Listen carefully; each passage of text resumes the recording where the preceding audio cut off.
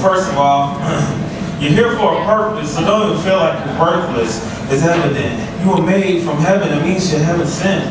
You see, the complexity of your design, the time that God spent, or God is perfect. He doesn't make accidents. You see, many lives have been spent, billions of dollars of expense to try to figure out the purpose of our existence. Hypothetical guesses and theories is what scientists and doctors do at best. They say a theory is based on a fact, but the fact, a theory is still a guess.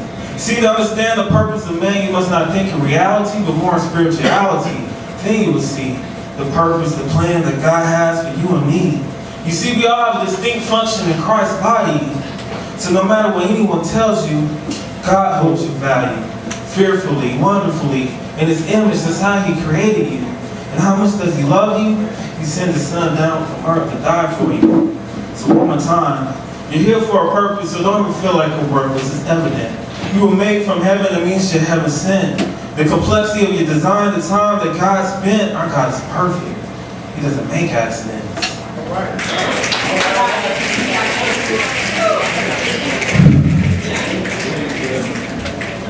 I have a confession. These poems, they're not funny.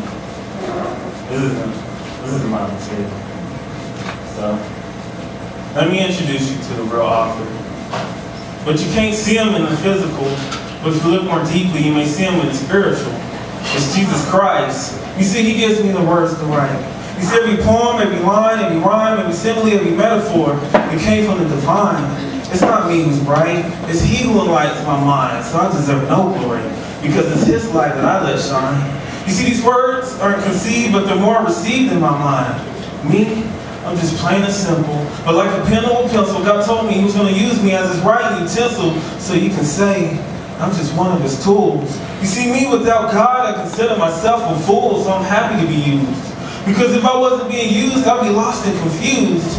I was at life's intersection, and I was taking steps towards the wrong direction, and God told me, son, take the path that's narrow.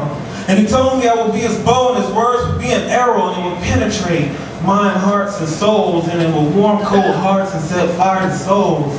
So, if you feel a sensation of a touch from whatever you heard, just know, these are not my words. Just like He uses the hands, the feet, the lungs of musicians, like He uses the vocal cords of singers to sound out His heavenly melody, He's using me for His heavenly poetry. Now I see my destiny. You see, great is what I'm destined to be, because God said greater than He that's in me than he that's in the world. So if I'm in Him, then He's in me, then great is what I have to be. All right. And He's telling me that He wants to use you just like He's using me, because great is what He wants us all to be. And we all have a part in this ministry. Mine just happened to be poetry. So if you feel a sensation of a touch from whatever you heard, just know these are not my words. And if you're considering and changing the ways of your life, let me introduce you to the author. It's Jesus Christ.